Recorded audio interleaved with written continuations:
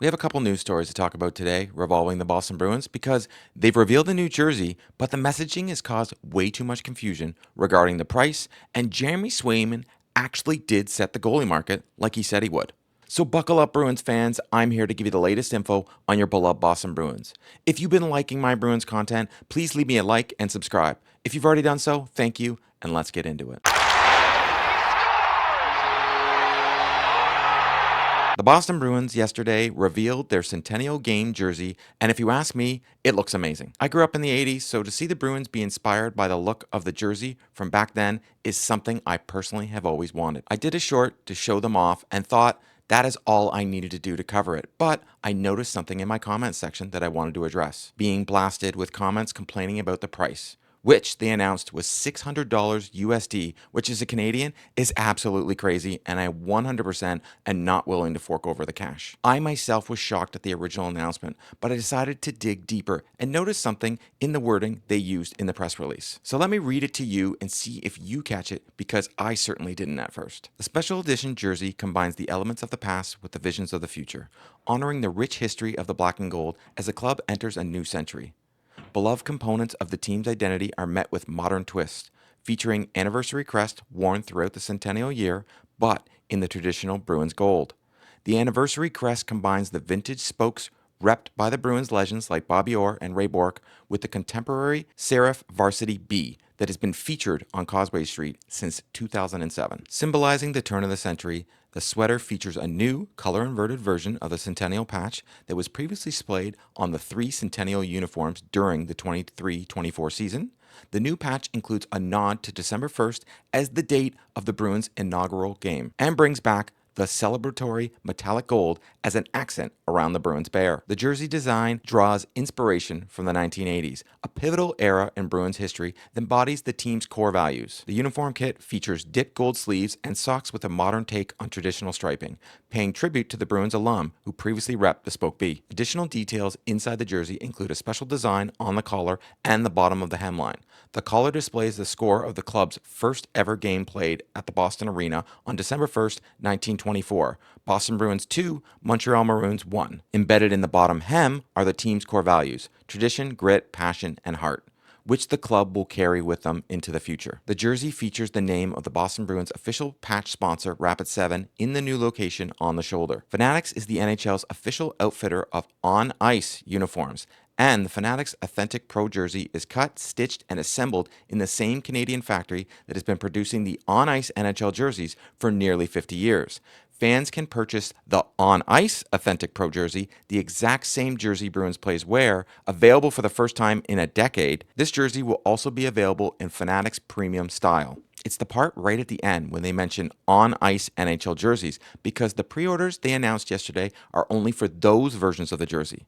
They also mention at the very end that Fanatics Premium Style will be available also, which is the jersey we're all used to seeing at the Pro Shop or NHLShop.com. If you read further on, they even mention that the Pro jerseys are limited edition and only 1,924 of them will be made available for the first year of the Bruins franchise. The people buying these jerseys are collectors, because who really needs a jersey that has room for elbow pads? The problem is in the wording, I find, and something Fanatics could have avoided when they took over these jerseys as the manufacturer. You see, it's Adidas who never actually sold the on-ice jersey, but they did call their most expensive jersey during that time Authentic. All Fanatics needed to do is lose the word authentic, and all of this confusion and outrage could have been avoided. I see nothing wrong with calling these jerseys on ice and nothing more. I think the fan base would 100% understand. For those in the comments saying the Centennial jersey looks like a Penguins jersey, please stop, as the Penguins have been copying the Bruins since they came into the league. The captain letter, well, sure, it does look how Pittsburgh does theirs, but the amount of times the Penguins have copied the Bruins jersey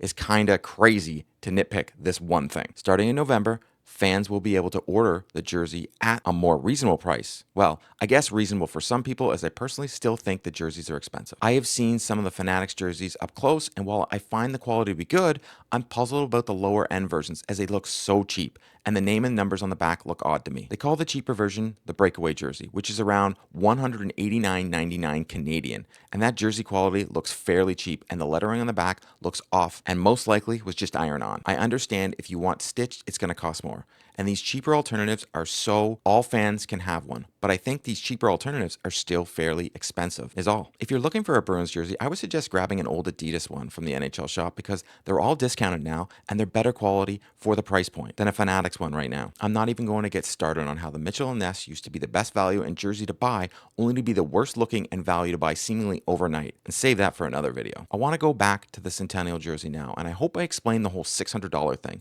and how those aren't the jerseys for everyone. The new Centennial jersey, for now, is only going to be worn by the players on December 1st, with no other announced plans to wear them in any other game, which I find very puzzling, and frankly, I don't believe it. There are rumors swirling that the Bruins will be doing a rebrand next season, and I know you might be thinking, haven't the Bruins released enough jerseys over the past couple years? The answer is yes, and in fact, they've released 9 different jersey variations since 2016, but also continue to be the top of the jersey sales every year. And we do know the Jacobs like money. They've been wearing the kit you see today since 2007-08 season, which now, when I think of it, I feel like it's a very long time ago. The rumors are the new look jerseys will look more like a jersey from the 80s and 90s and will feature the spoke B we see on these Centennial jerseys. A lot of marketing goes into designing these jerseys, and to wear them in one game seems a bit much to me. If I had to wager a guess, and that's all this is, the Centennial jersey might be what the rebrand will look like, except for some changes. I would think where the patch is on the front, there will be the ad logo, and they will have shoulder patches, and it wouldn't be surprised if that shoulder patch is the famous meth bear.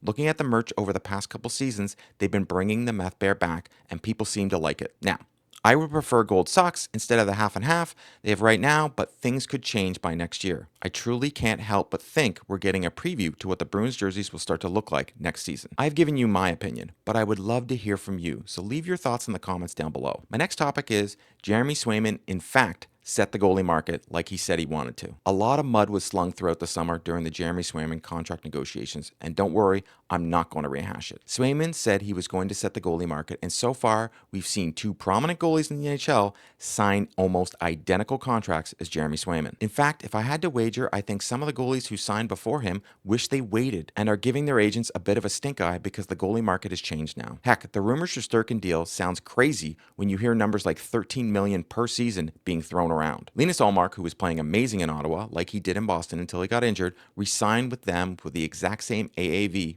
but for only 4 years, totaling $33 million. He signed his extension merely days after Swayman did. His agent probably went to Ottawa and said, give us the same and we'll stay. Once the market was set, it was easy for other goalies to get the same because there's comparables. And what better comparable for Ullmark than Swayman? Because last 3 years, they've had almost the identical numbers and played together. That was the hardest part in the whole Swayman contract negotiations, as there truly was no comparable. Now, Ottinger signed an 8-year extension worth $66 million on Thursday, the exact same term and money of the contract fellow American Jeremyswayman signed with the Boston Bruins earlier this month. The $8.25 million salary cap hit Ottinger will have for the next NHL season throughout 2032-33 is also identical to what 2023 Vezina Trophy winner Linus Ullmark is getting paid annually by Ottawa over the next 4 years. If you're seeing a pattern, it's because Swayman did exactly what he said he would do. Stars GM Jim Neal basically said this extension was all because of what Swayman did. That kind of brought it all together. It was no secret there was guys out there that had to get signed. So we just said, let's see where the market's at. And once the market settled, then let's talk. And that's pretty much, well, what we did. This is the reality of business sometimes, and the Bruins unfortunately had to be the ones that went through the drama to get there. But now the rest of the league can get their deals done with little to no drama. At this point, it is what it is, and all should be behind Bruins fans now, even though I know some still hold resentment for the drama this summer. Now, let's hope the Bruins don't go through new drama this year trying to re-sign Marchand and Frederic. That's a wrap on today's video. To stay up to date on all the news surrounding the Boston Bruins, please subscribe and drop me a like. If news breaks surrounding the Boston Bruins, be sure to check out the channel. If you've already subscribed to the channel, thank you, and I'll see you next time.